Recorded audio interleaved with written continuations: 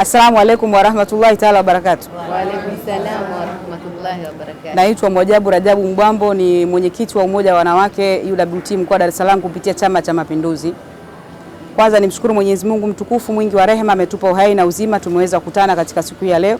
Lakini pia nichukue nafasi hii kuipongeza Madina Foundation. Mimi sio mgeni Madina Foundation, ni mwenzao na tumeanza muda mrefu. Ni waase jamii na kina mama wa Kiislamu kwa ujumla na waumini wa Kiislamu kwa ujumla wake. Tujitahidi sisi tuwe mstari wa mbele kuhakikisha kwamba tunawekeza kwa ajili ya Allah Subhanahu wa Ta'ala kwa mali na hali. Kwa mali tunajua kwamba tunapozunguka katika mahospitali wapo wenzetu ambao wana uhitaji, ambao hawana uwezo wa kujihudumia. Sisi tuwekeze kwa ajili ya Allah Subhanahu wa Ta'ala. Maana yake unapowekeza leo unatengeneza ahera yako, hutizami jambo hili la leo.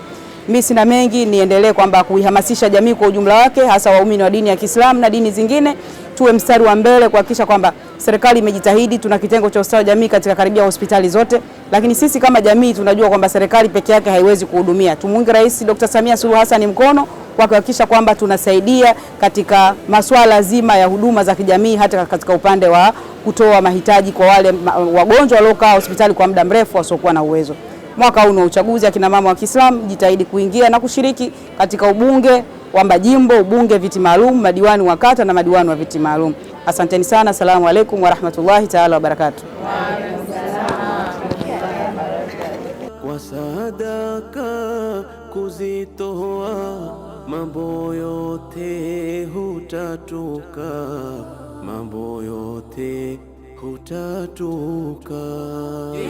Unasiri Abdallah baina yako na Allah, tena sadaka ya lillah aijua yeye Allah.